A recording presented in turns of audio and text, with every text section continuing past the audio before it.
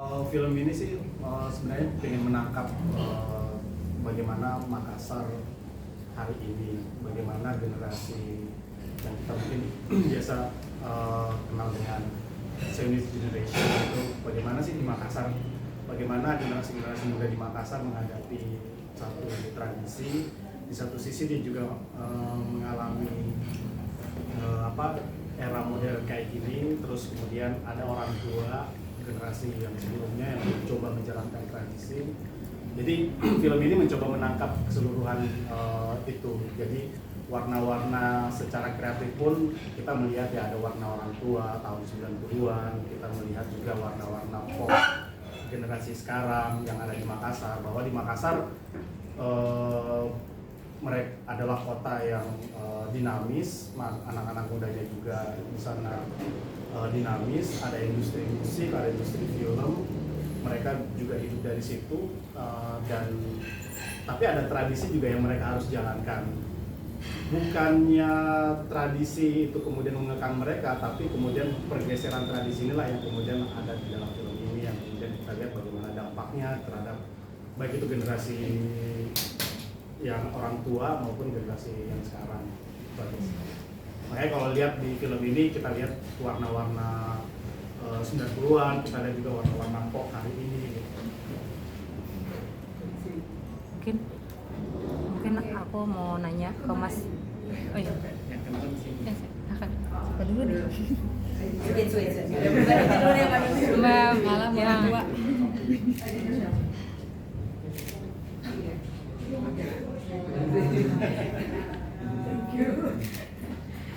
Ke sutradara dulu. Ini aku senang banget ya filmnya. Ada dua poster yang menarik. Kalau dari sisi sinematografi, apakah ada penerapan khusus untuk menarik perhatian?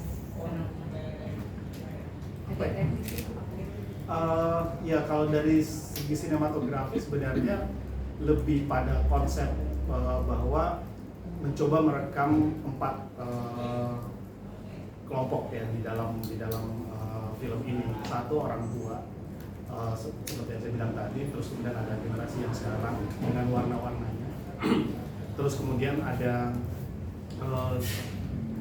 keluarga yang masih dalam lingkup tradisi yang sangat kental, warna-warna Bugis, kita lihat situ ada kuning, ada warna-warna cerah gitu, dan itu memang warna-warna yang ada di Makassar.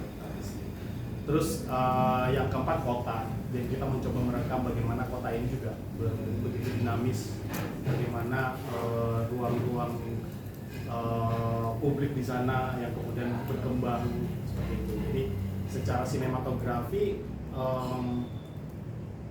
lebih kepada konsep itu, bahwa kemudian mencoba menangkap bagaimana generasi ini saling berinteraksi. Karena juga film-film saya lebih banyak bicara tentang bagaimana sih komunikasi antar generasi dan bagaimana mereka hidup di dalam perubahan-perubahan yang ada.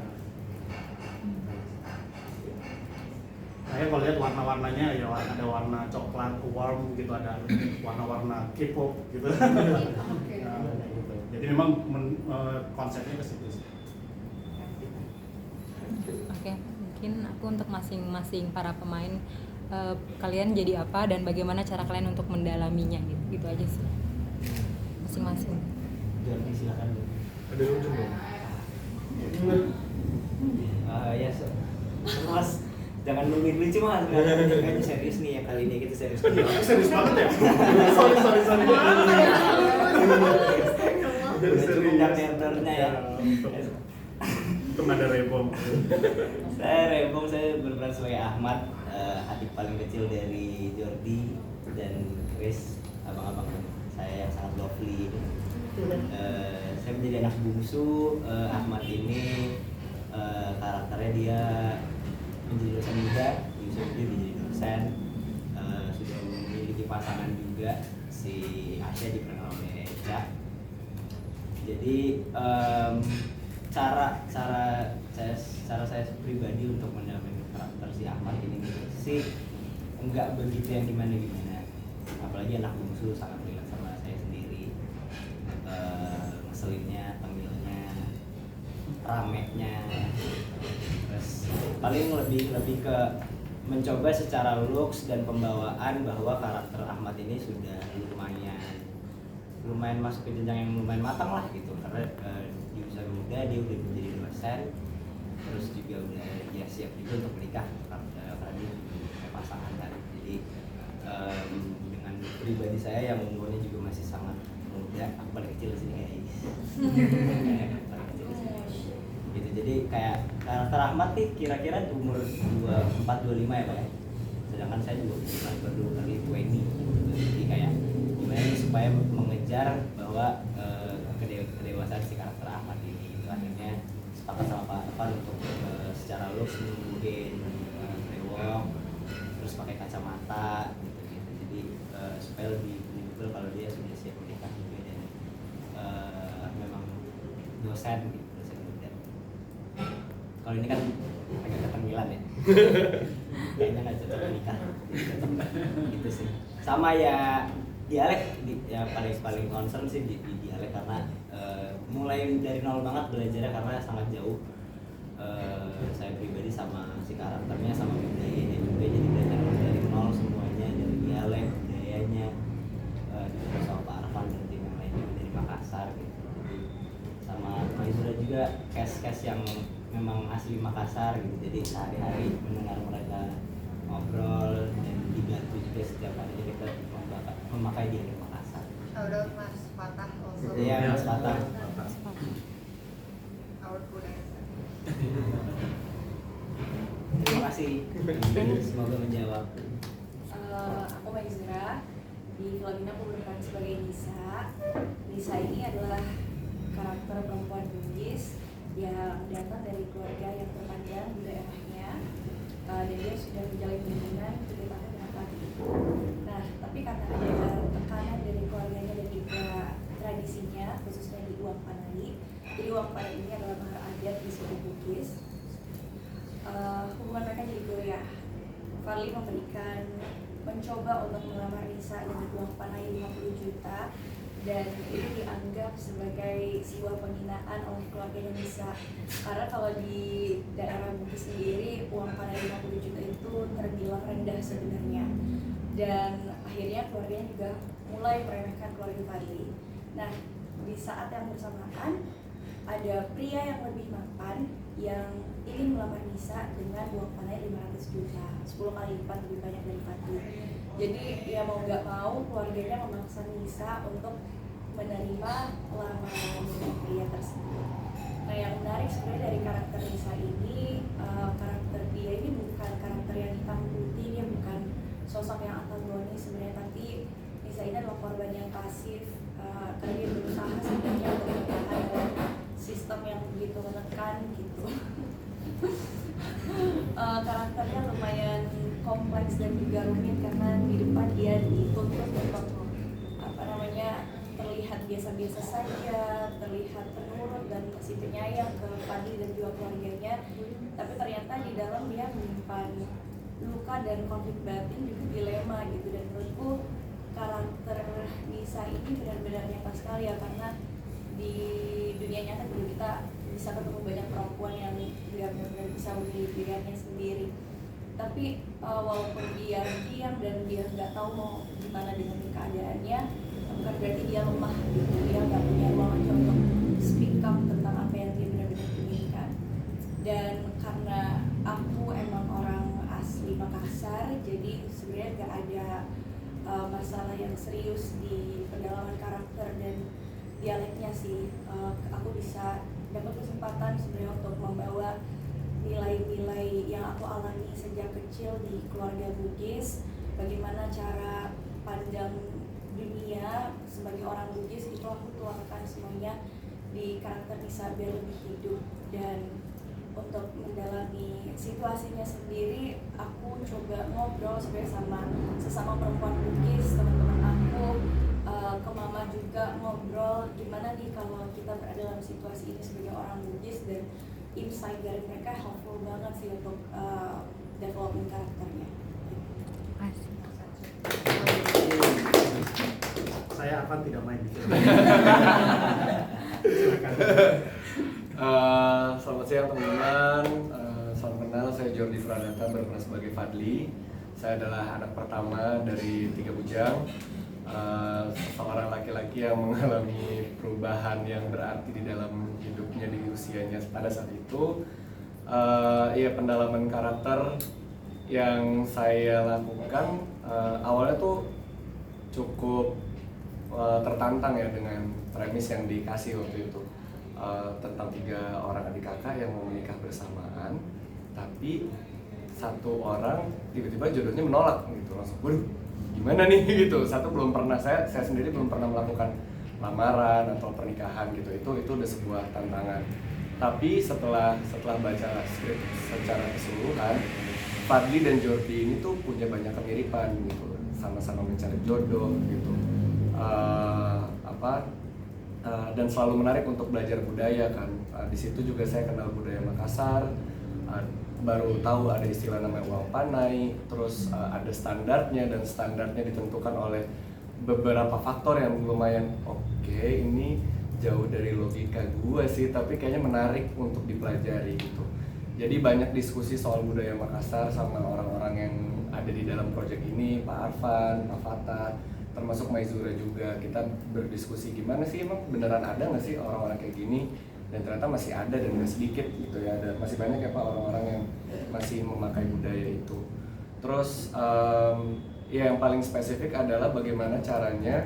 Kalau Jordi kan cuek ya, mau nikah umur berapapun santai aja gitu, karena I know priority-nya tuh lagi apa gitu. Tapi sedangkan Fadli sebetulnya dia maunya cuek gitu ya, jodoh karena dia kan seorang musisi, pasti akan lebih lay low, lebih ya mengikuti ombak aja. Tapi di sini ada sosok bapak yang no, kita sudah mengalami penolakan, tolong lu tanggung jawab karena ini bersangkutan 2 adik yang lain dan budaya, malu sama orang kalau misalnya batal segala macam. Jadi gimana caranya nih Fadli ini bisa terus tenang sebagai kakak tapi mengalami pergejolakan batin yang sebetulnya masih ada tanda tanya banyak gitu. Kenapa gue harus menikah? Kenapa? Dan ya akhirnya itu melalui banyak diskusi akhirnya terjadilah Fadli yang ada di bioskop nanti tanggal 26 Juni. Oh, gara-gara dia tuh. Iya, nggak bilang-bilang sih. Kode-kode dulu dong. Klarifikasi. Silakan. Halo semuanya, aku Aisyah Nuradartau. Aku berperan sebagai Riva di sini. Jujur ini adalah karakter aku yang aku paling mau jedotin pala banget. Jujur udah.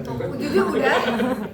Untuk sebenarnya ini agak lain ya tantangan di karakter ini. Selain dari bahasa seperti yang teman-teman bilang dan budaya yang harus dipelajari dan lain-lain, lebih dari itu, tapi karakter Riva sendiri sangat gak bisa masuk di aku. The way her mind goes, cara dia berpikir, keputusan-keputusan yang dia ambil, dan dia sebagai manusia sendiri, aku tuh bener-bener susah banget, gitu ya. butuh waktu banget untuk digest karakter itu ke dalam diri aku. Aku sampai berkali-kali quote-quote kayak argument sama Pak Arfan, kayak Pak Arfan enggak kayak itu yang bikin sampai sekarang kayak aku sebenarnya masih susah gitu untuk menerima pilihan-pilihan keputusan dan apa yang ada di kepalanya Riva. Mungkin itu tantangan terbesarnya. Namun Pak Arfan juga memberikan penjelasan yang sangat membuat aku lebih mengerti lah. Gimana Pak penjelasan Bapak? Kayak Ya jadi sebenarnya logika, sebenarnya kan kita hidup mungkin sudah sangat dipengaruhi logika barat, Romeo and Juliet ya. Jadi di sini kemudian kita bisa lihat logika itu di dalam karakter Nisa juga, bahwa dia memperjuangkan cintanya, bahwa cinta itu harus diperjuangkan. Tapi ada titik di mana di daerah atau karena pengaruh budaya juga dan mungkin lingkungan yang membentuk mereka. Jadi perempuan-perempuan ini juga kayak di Makassar, karena adanya seperti itu, anggapan bahwa makin tinggi kelasmu kamu, makin tinggi pendidikan kamu, maka makin kurang yang makin sedikit yang akan berani melamar kamu. tapi kan Pak, aku tuh banyak Nah, banget gitu. jadi itu yang kemudian membuat mereka logika itu menjadi kadang membuat mereka mengambil langkah yang keliru, bahwa kemudian ya sudah, saya tidak ingin melanjutkan kuliah, saya mencoba mencari pacar baru, walaupun tiba-tiba ada yang datang, dia tidak, apakah keputusannya benar atau tidak, itu kemudian kita semua menyerahkan sama itu pilihan masing-masing ya. Tapi persoalan benar tidaknya kita nggak bisa justifikasi bahwa ketika dia menerima calon itu, bahwa itu kemudian adalah pilihan yang tepat gitu. akan berbeda. Tapi silakan. Jadi menurut aku kayak Jodoh Tiga Bujang ini selain dari bahwa tradisi, tapi ini juga adalah sebuah film yang mengartikulasikan apa ya,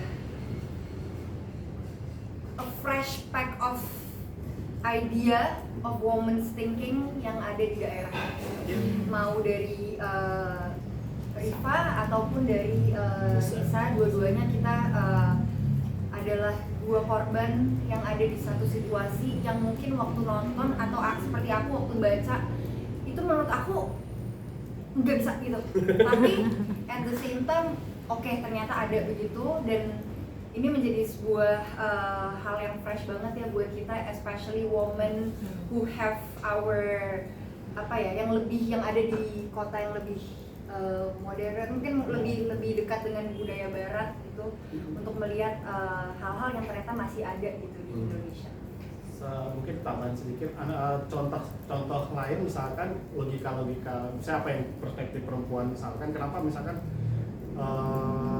contoh ya, salah satunya perempuan di Lombok misalkan ketika dia diculik dan dia tiba-tiba mau menikahi yang menculiknya, atau walaupun itu pacarnya atau apalah gitu, tapi ya itu logika itu kan kadang nggak masuk di akal kita, tapi itu terjadi pada keputusan setiap individu. Jadi kita ini Indonesia begitu beragam, orang-orangnya juga beragam, lingkungannya juga beragam, dan saling mempengaruhi pola pikir, dan inilah yang kemudian kita coba gambarkan dalam film ini. Jadi nontonnya mungkin juga akan kok bisa sih. Jadi mungkin akan ada pro ke Nisa, ada yang pro ke Rifa, ada juga kontra, dan seterusnya akan terjadi seperti itu. Kayak kemungkinan besar sih. Mungkin aku bisa menambahkan sedikit. Iya, silakan. Menurut aku pribadi sih film Jodoh Tiga Bujang ini bukan cuma tentang film komedi atau film keluarga ya, tapi ini juga syarat banget sama makna budayanya gitu. Bagaimana budaya ternyata masih mempengaruhi cara kita mengambil keputusan, cara kita memilih jodoh dan segala macamnya gitu. Tapi film ini itu menyampaikannya dengan sangat yang ringan, tapi masih penuh makna dan masih sangat meaningful gitu.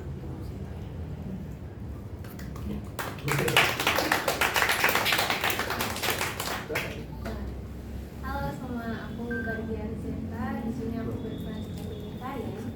Di sini Karin adalah seorang dokter muda yang lahir dan besar di Solo. Terus dia pindah ke Makassar untuk melanjutkan pendidikannya, dan di Makassar itu dia ketemu dengan Liz.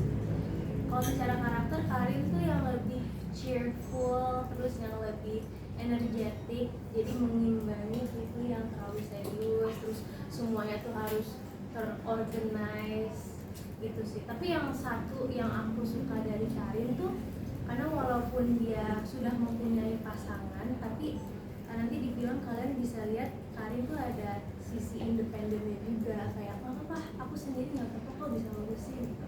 Itu yang aku suka sih. Dan kalau secara karakter pasangan, Kifli dan Karin ini yang paling siap untuk nikah dari ya semuanya. Jadi maaf ya. Gimana nih? Terus tapi gara-gara disuruh nikah kembar, kita harus menunggu ya kepastiannya. Sabar dulu tuh. Gimana ya? Kasian dong. Kodong. Kodong banget. Kayak gitu. Terus paling kalau untuk pendalaman karakter, karena mungkin untuk Tiga Bujang yang lainnya itu kan udah based on a real person kan.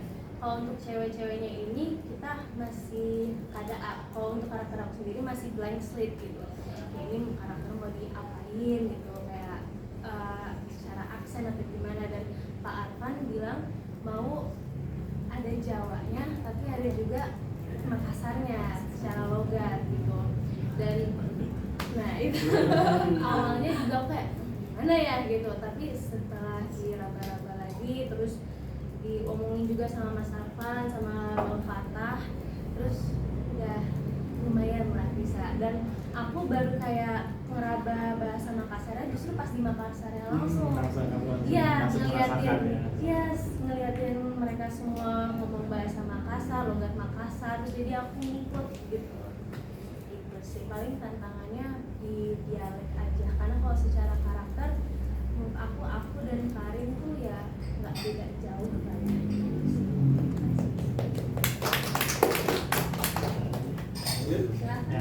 Halo semuanya.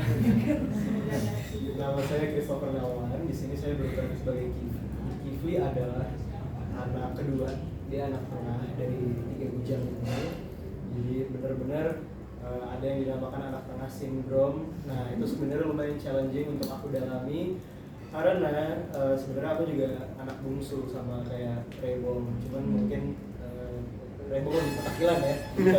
Sebagai anak Enggak lihat dia cool banget ya. Gitu.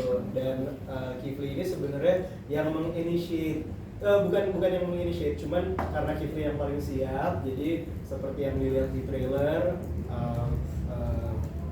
ayah dari 3 bujang ini ngomong kayak karena Kifli sudah mau melamar pacarnya Karin, jadi kita decide untuk nikah kembar gitu. Nah pas dengar nikah kembar ini, Kifli pun juga kaget karena dia merasa, aduh ini gara-gara gue nih semuanya gitu. Tapi journey-nya yang menurut saya menarik karena sebagai anak tengah, Kifli adalah seseorang yang sangat-sangat organized, dia yang sangat-sangat structured. Jadi bisa dilihat kalau tanggung jawabnya Kifli adalah oke, ini karena ini mungkin gara-gara gue semuanya, apapun masalah yang ada di keluarga, gue sendiri yang coba gimana nih solusi yang paling cepat untuk ini semua selesai gimana gitu. Dan untuk pekerjaan Kifli sendiri di Juara 3 Bujang ini, Kifli adalah seorang event organizer dan dia yang paling banyak kesana kemari ketemu orang. Jadi mungkin aksen Makassarnya tidak sekental bujang-bujang yang lain. Itu bukan alasan ya, sebenarnya saya nggak bisa saya alasan. Itu bukan alasan begitu. Paling itu aja. Terima kasih. Terima kasih kakak-kakak. Toko digitalnya mungkin karakternya bisa disaksikan tanggal 26. Siapa? Ada? Oh iya boleh. Kalau Mas Arfan sebelumnya dikenal sebagai sutradara membuat dokumenter, sekarang membuat film drama komedi. Cara membedakan drama dan komedi ini gimana? Menarik nih. Ini menarik nih. Assalamualaikum warahmatullahi wabarakatuh. Bukan. Saya bukain aja. Ya, sebenarnya berat banget juga ya. Sebenarnya mencoba komedi itu adalah salah satu cara juga bahwa eksplorasi kreatif juga sih sebenarnya. Selama ini saya dikenal dengan pembuat dokumenter dan pasti orang mikirnya pembuat dokumenter itu nggak bisa melucu karena selalu nggak bercanda. Jadi untuk membalance sebenarnya mencoba tetap pada data riset, tetap saya mencoba tetap bagaimana mengawal karena skrip ini ditulis oleh Erwin Wu sama Alwi Siap, komika, dan saya juga. Saya lebih mengawal sih sebenarnya bagaimana detail-detail data dan kemudian apakah ini memang ada di Makassar atau tidak sampai sejauh mana. Tapi untuk unsur komedi kemudian kami bekerja sama dengan penulis skrip itu, dan sebenarnya setelah sudah mau jalan syuting sebenarnya baru aku tahu bahwa ternyata komedi adalah salah satu subgenre yang paling sulit. Dan memang benar sulit, tapi lagi-lagi bahwa dari dulu saya sempat pernah dengar ya itu quote dari Charlie Chaplin bahwa tragedi itu, kalau tragedi itu close up dari sebuah close up maka wide shotnya itu adalah komedi, dan itu yang kemudian saya coba terapkan bagaimana melihat ini tragedi ini dalam konteks yang ringan, satir, dan komedinya pun akhirnya juga lebih unik ya, maksudnya akan terlihat komedi-komedi situasi yang kemudian bagaimana Fadli yang tadinya kemudian begitu drama tiba-tiba ada komedinya. Jadi kombinasi-kombinasi itu yang kemudian saya coba masukkan di dalam film ini. Jadi drama, komedi, romantik itu mencoba dibalancekan, walaupun juga kayaknya lebih banyak dramanya ya ujung-ujungnya. Tapi semua tapi lucu. Ya gitu. Thank you. Mas. Ya. Kenalin, nama saya Iqbal dari Kolex Media. Kamu mau tanya untuk Kak Arfan sama Smokes, tapi ini buat Kak Arfan dulu. Mau tanya, ini kan terinspirasi dari kisah nyata ya, berarti ada keluarganya juga yang mengalami hal yang sama. Itu tuh gimana sih awalnya proses pitching ke keluarga, terus akhirnya kenapa mereka bisa setuju gitu untuk kisahnya mereka diangkat dalam film ini. Nah terus untuk Smokes, karena ini film komedi ya, kira-kira di belakang layar ada nggak sih kayak momen-momen lucu yang sampai sekarang tuh masih nempel di kepala kalian? Kasih. Gue pasti sudah punya jawabannya. Belum Pak, kamu aja sudah jawab. Sekarang wakilnya. Ya, jadi awalnya sebenarnya di tahun 2019. Jadi cerita ini sebenarnya sudah dari sebelum di tahun 2019. Waktu itu saya sama yang co-director Patak itu kemudian kami sedang membuat project dokumenter pendek berjudul 3 Bujang. Jadi ceritanya tentang teman kami yang melakukan nikah kembar ini, dan memang kejadiannya ya paling tua si Fadli, karakternya sama, nama-namanya Fadli, Kifli, dan Ahmad. Nah Fadli ini memang ada masalah di dalam proses lamarannya, dan itu sudah kita buat dalam satu dokumenter pendek. Dan waktu itu ada kesempatan untuk pitching di Akatara 2019. Nah, waktu di Akatara 2019 kami bawa semua teman-teman dan teman-teman itu kemudian ketawain kita, ini proyekmu cerita dokumentermu ini fiksi banget gitu. Dan benar, Starvision datang ke booth kami dan menanyakan bahwa kami tertarik dengan cerita ini, apakah tertarik untuk dibuat fiksinya. Waktu itu kita saya sudah ke Starvision, kita sudah bicara, tapi pandemi, dan akhirnya baru nemu jadwal yang hari ini, dan kemudian kita melibatkan penulis juga RWU untuk kemudian membuat plotnya, karena kalau saya mungkin sudah sangat dokumenter banget dan mengikuti begitu dekat sama karakternya. Jadi pada awalnya memang karakternya sudah sepakat untuk kita buatkan dokumenternya, dan kemudian kita buatkan fiksinya. Jadi awalnya memang dari dokumenter sih, dan kemudian gitulah. Mungkin kalau saya nggak jadi di dokumenter kayaknya nggak bakal jadi sutradara fiksi. Sekarang tentang cerita komedi di layar. Udah siap banget nih kayaknya Kak Aris. Sikat Kak. Terus nih. Yang lucu-lucu ya. Iya, lucu. Nggak, jadi ini menarik banget nih Mas. Assalamualaikum warahmatullahi wabarakatuh. Banyak banget kejadian lucu karena memang produksi ini juga nyaman sekali. Jadi dengan ruang yang nyaman, kami sebagai aktor-aktornya juga tidak merasa seperti robot. Jadi kami dimanusiakan sekali di sini. Jadi lebih enak berimajinasi, terus juga lebih liar juga untuk mendalami karakternya. Itu juga berkat Mas Arfan dan Bang Pata dan semua tim produksi. Dan selama produksi kita hancur banget Mas. Jadi sangat apa ini ya? Jadi kita kayak kita hampir sebulan syuting di Makassar full.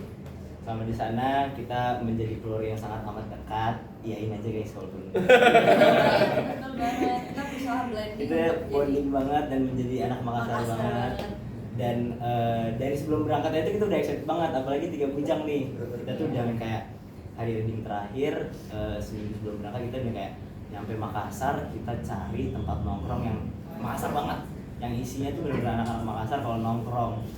Jadi nggak ada, maksudnya bukan ada pendatang, itu bener-bener tongkrong anak Makassar aja. Jadi kita tanya juga sama Pak Arfan sama Mai juga, gimana sih, terus akhirnya kita samperin lah tuh, gimana sih, kita observe juga bagaimana anak-anak muda Makassar itu. Nah, gimana anak-anak muda Makassar? Iya, gimana nih? Seru banget, kacau. Kemarin ada cara jalan anak Makassar kan? Oh iya.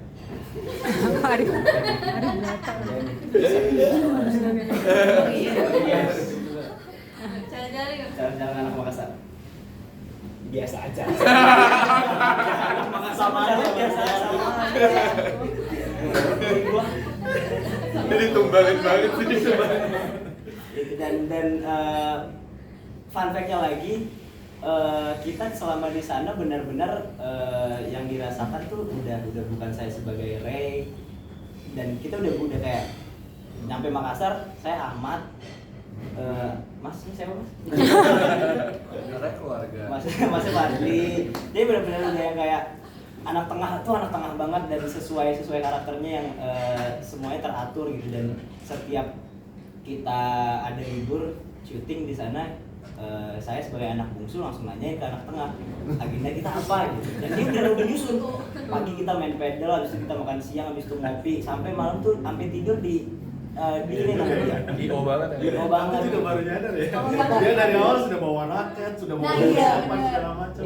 Kalau pacar Fadli nyiapin makanannya. Iya. Makanan khas Makassar. Kayak sop Pisang goreng, terus sop saudara gitu-gitu, mie ayam pangsit. Jadi seru banget. Kita punya job desk kita masing-masing. Iya. Betul, Mama juga gitu ya. Mama jobdesknya udah ngomel aja tiap hari.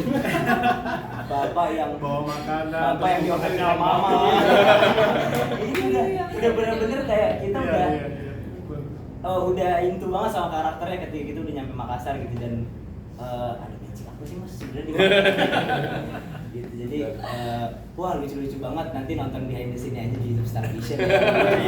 Lucu banget. Semoga menjawab ya Mas.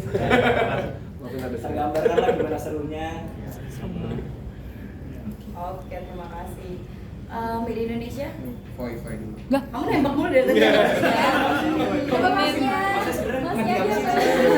Langsung dikit. Langsung Saya dari Media Indonesia mau tanya mungkin ke Mezura, karena kan Mezura dari Makassar dan juga film ini tuh mengangkat tentang uang panai yang jadi tekanan di kulturnya gitu kan. Nah, Mezura sendiri sebenarnya ngelihat realitanya seperti apa sih di sana sekarang ini, dan bagaimana mungkin film ini tuh bisa relate di luar penonton Makassar juga sebenarnya, soal tentang apa ya, mungkin mahar kan kalau di luar Makassar, karena seperti apa sih ngelihatnya soal tekanan itu untuk anak muda sekarang. Oke, mungkin bagi teman-teman belum pada ngerti kali ya, atau mungkin masih bingung uang panai itu sebenarnya apa. Jadi aku sekalian mau ngelurusin uang panai itu sebenarnya apa di Bugis. Jadi uang panai itu adalah mahar adat di suku Bugis. Kalau di suku-suku lain kan biasanya kita sebutnya mas kawin. Tapi kalau di Makassar namanya uang panai, dan memang lebih kompleks karena angkanya itu ditentukan dari strata sosial si perempuan, baik itu dari pendidikannya, setinggi apa pendidikannya, terus dari latar belakang keluarganya seperti apa, apakah si perempuannya itu datang dari latar belakang keturunan raja-raja Bugis atau orang kaya atau pejabat, orang besar. Nah, itu yang akan menentukan uang panainya. Cuman memang seringkali bisa jadi konflik ketika realitanya nggak sesuai dengan harapan dari keluarganya begitu. Cuman uang panai ini selain simbol cinta sebenarnya ke perempuannya, ini aku pengen lurusin karena banyak banget persepsi yang salah tentang uang panai itu berarti kayak jual beli anak dong. Sebenarnya enggak. Jadi di Bugis itu perempuan sangat dijunjung tinggi, perempuan itu sangat dihormati, dan cara mereka untuk menghargainya adalah dengan uang panai ini gitu loh. Uang panai ini adalah penghargaan dari pihak laki-laki ke perempuan dan keluarganya seperti itu. Jadi menurut aku sih ini bukan tentang nominal ya, tapi gimana caranya kita belajar untuk ngebalance antara tradisi dan juga realitanya gitu. Jangan sampai kayak Fadli yang udah ngasih 50 juta ternyata nggak diterima karena beda strata sosial perempuannya gitu. Karena menurutku pribadi ya, niat baik tuh sebenarnya nggak seharusnya kalah sama angka gitu sih kalau dari aku pribadi. Masih belum ini. Mungkin jawab tambahan sedikit ya kalau mau jawaban yang lebih serius. Boleh Pak. Wah, Serius nih. betul Serius lagi. Jadi sebenarnya jadi yang di dalam film ini kan uang panai itu kan sebenarnya memang seperti tadi bilang mahar adat atau biaya pernikahan, dan itu sebenarnya secara apa ya, itu adalah mekanisme adat untuk kemudian menyaring, memang memastikan bahwa orang yang datang, laki-laki yang datang melamar itu memang sudah siap secara finansial, memang sudah siap untuk menikahi anak saya gitu. Cuman memang terjadi beberapa pergeseran di era sekarang di mana kemudian orang berlomba-lomba untuk menaikkan harga dan segala macamnya. Jadi berlomba-lomba mempublikasikan bahwa makin tinggi panainya berarti makin dia berasal dari sebuah keluarga yang terpandang dan seterusnya. Nah, itulah yang kemudian menjadi kegelisahan anak-anak generasi sekarang yang mencoba memahami bahwa oh kok saya sudah saling cinta, kami yang mau menikah, kenapa kami yang harus membayar itu? Tapi nah itu yang kemudian menjadi apa ya, diskusi di dalam film ini, di mana kemudian terjadilah pergeseran makna dari uang panai itu. Padahal uang panai itu memang seperti yang Maizura tadi bilang bahwa dia memang mekanisme adat yang untuk memastikan kalau kamu nggak bisa bayar uang panai menang biaya pernikahan ini, kenapa juga kamu bilang bahwa kamu yakin bahwa kamu memang sudah mapan secara finansial, sudah siap untuk menikahi anak kami gitu. Itulah. Menurutku sih tradisinya nggak salah, tapi bagaimana caranya kita menyeimbangkan aja sih antara tradisi yang ada sama realita di kehidupan nyatanya seperti apa gitu. Menurutku kalau semisal Fadli nih sama keluarganya bisa ngobrol dan cari solusinya bareng-bareng, harusnya sih masih bisa diselamatkan ya gitu. Kalau aku sih gitu. Kalau kamu sendiri pressure nggak sebenarnya dengan uang panai sekarang? Sebenarnya nggak pressure sih, karena jujur gini ya, aku nggak pernah ngitung gitu dengan angka. Tapi kalau misalnya ditanyain uang panai aku berapa, berapa Pak kurang? Kira-kira berapa ya Maizura ya? Mau 50 juta, mau 500 juta, mau 1 M. Yang penting menurut aku sih yang paling penting adalah jangan datang tuh hanya bawa duit, tapi bawa karakter yang baik, bawa niat yang baik, bawa tanggung jawab. Karena menurutku uang itu bisa dicari. Apalagi zaman sekarang tuh perempuan udah pada mandiri, mereka udah bisa mapan secara finansial dengan dirinya sendiri. Tapi kan yang terpenting adalah pasangan yang hadir secara emosional, terus dia benar-benar serius dan datang dengan niat yang emang benar-benar mau membangun rumah tangga gitu. Dan menurutku itu jauh lebih mahal sih. Maizura 2025. Ya. Seneng. Boleh nanya bentar? Ya. Ya, Pak Zura, jadi kalau menurut kamu Bugis itu materialita atau material? Itu jawabannya apa? Ya, Pak. Sorry. Iya, Pak Arfan aja deh. Materialita atau material? Wow. Kalau dari sisi ini. Kalau aku jujur aku nggak paham arti materi, ya aku nggak paham. Aku takut salah ngomong. Tapi apapun itu, menurutku sih apapun tradisi yang ada di suku manapun, menurutku nggak pernah ada yang salah. Cuman bagaimana cara kita untuk kompromi ya menyikapinya dan ngebalance itu dengan realitanya aja, begitu.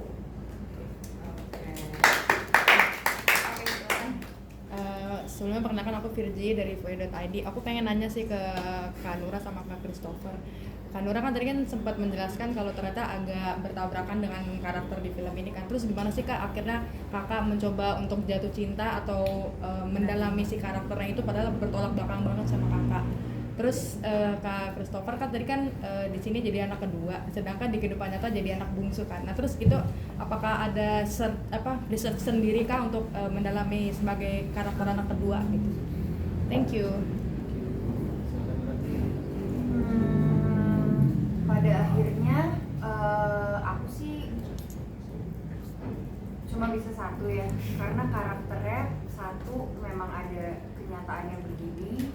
Mau sekuat apapun my opinion on what she should have take as a person, pada akhirnya ya udah aku akan menerima bahwa memang ada dan berusaha untuk mengerti dari perspektif orang yang memang benar-benar mengerti. Di sini Pak Arfan, bagaimana karakter ini benar-benar berpikir dan budaya itu sendiri dan lain-lain yang tadi sudah dijelaskan. Mungkin hal itu yang berusaha sekali aku digest sesusah apapun, walaupun emang susah banget, even sampai sekarang susah. Namun pada saat itu aku akhirnya kayak oke, aku mungkin lebih ke mengkesampingkan ego dan opini aku sebagai Nura dan benar-benar ya udah live by, even though it's hard ya, it's hard, it's very hard, tapi it is. Berarti banyak diskusinya sama sutradaranya aja ya?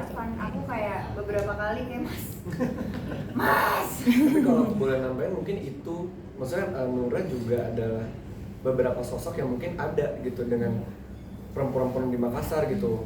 Berat untuk menerima budaya ini, tapi ya mau nggak mau gitu. Karena kan prioritas bukan cuma jodoh kita, ada orang tua, ada keluarga, ada keluarga besar gitu. Jadi memang kita semua, aku deh waktu diskusi sama Nura kayak aku bisa mengerti kenapa Nura sulit menerima, tapi aku pun juga menerima Fadli kayak aneh nih gitu kan.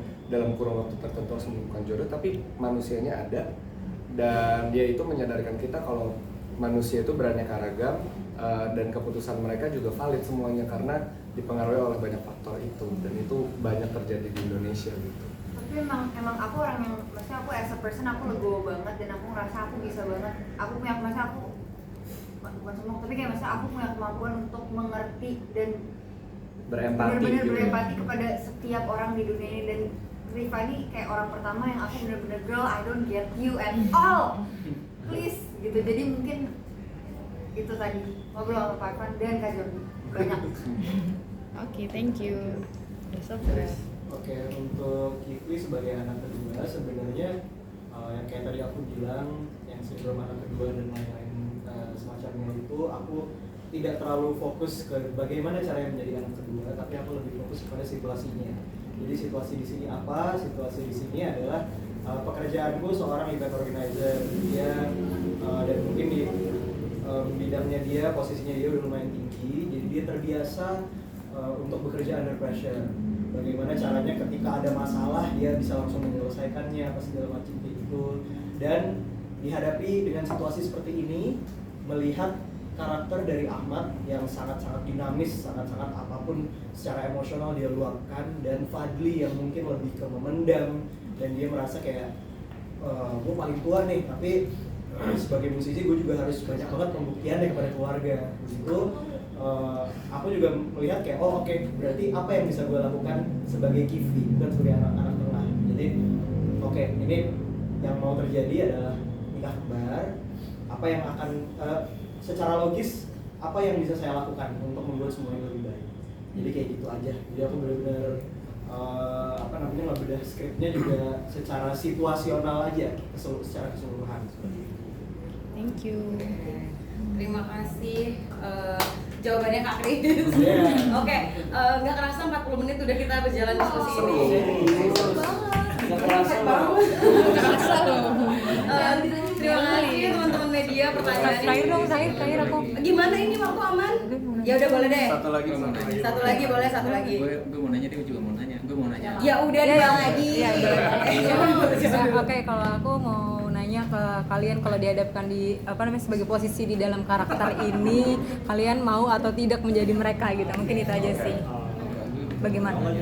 Siapa ya? Mungkin satu. Boleh. Siapa aja sih? Efisiensi ya kan? Iya. Siapa aja satu? Iya. Aku sebagai seorang anak, dan aku yakin teman-temanku juga sangat menyayangi kedua orang tua kita gitu. Kalau kita dihadapkan dengan situasi yang seperti ada di film tapi terjadi di kehidupan nyata kita, kalau aku akan menghargai budaya, aku akan menghargai keputusan orang tua, tapi tetap aku punya keputusanku sendiri gitu. Jadi bukan aku menolak, tapi aku akan mendigest dulu budayanya ini apa sih, fungsinya apa, kenapa uang panis sekian, kenapa nikah kembar apa segala macam. Kalau itu masuk logika dan pasanganku mau, kenapa enggak? Jadi semuanya discussable dengan komunikasi yang baik lah. Yang lain? Oke, ada lagi? Ada yang punya pendapat berbeda? Sama. Oh, retweet. Hidup. Saya sih, saya mau beda. Mungkin kalau aku ini tentang nikah kembar atau Uang mana ini kalau udah semua terjadi di film kita. Kalau aku sih mungkin enggak ya. Aku Oke. lebih ke aku pengen my wedding to be exclusive just me and my partner. Oh, keren. Kalau untuk nikah kembar ya. Minta sih. Aku kalau untuk dihadapin ke situasi ini, tentu saya kayak udah dari awal udah tahu jawaban saya. Jangan dulu deh, kalau enggak aku bisa, mungkin aku bisa malu. Wah, the things I would have do gitu. Mending kuliah dulu ya. Kuliah dulu, S2 aja deh. Tadi ada satu lagi pertanyaan. Oh ya, oke. Silakan. Gue juga mau nanya ya. Kak, boleh juga. Gue pertanyaannya singkat. Gue pertanyaan singkat dan receh. Kan syuting sebulan di Makassar, pasti menikmati berbagai kuliner Makassar yang sangat enak banget. Kalau saya kan suka barongko. Nah, mungkin masing-masing satu menurut kalian makanan Makassar yang paling enak tuh apa? Mungkin dari Rebo. Oke. Jangan seperti itu. Enggak masalah. Saya paling kasar ya. Barongko. Songkolo. Apa nama? Aku biasa. Apa Songkolo yang ketan itu bukan? Songkolo iya. Ketan Songkolo. Kalau saya, Masak apa nama? Hah? Kalau saya pasti ikan masakan mamaku. Wah. Ikan ini ya. Kamu? Ini sih nyantok. Seafoodnya juga enak ya? Seafoodnya juga enak-enak. Tapi antara Mianto atau Mititi? Mititi loh. Mititi.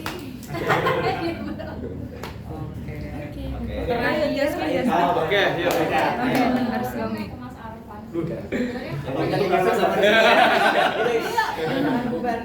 Sebenarnya pertanyaannya simpel, karena tadi kan udah bahas soal tradisi budaya, yang mana budaya Indonesia itu kan nggak bisa terlepas dari this patriarchal behavior ya, yang kayak kalau kita pikir dari sisi orang modern kayaknya nggak masuk gitu.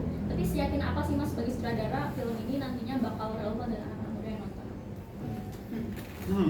Iya, karena ini bahasanya universal ya, tentang cinta, tentang jodoh, tentang pilihan-pilihan hidup yang harus diambil dan bagaimana kemudian hidup di dalam situasi dan lingkungan yang memang masih kaya dengan budaya dalam lingkungan yang kita ketimuran istilahnya yang masih sangat menghormati orang tua, hidup dalam satu keluarga yang dalam satu keluarga. Jadi saya pikir itu relate semua mau kultur apa saja, mau suku apa saja pasti akan punya masalahnya yang sama tentang perjodohan, tentang pernikahan, tentang cinta seperti itu. Jadi film ini memang mengambil case dari Makassar, tapi saya yakin semua akan relate tentang bagaimana sih mencari cinta itu dan jodoh.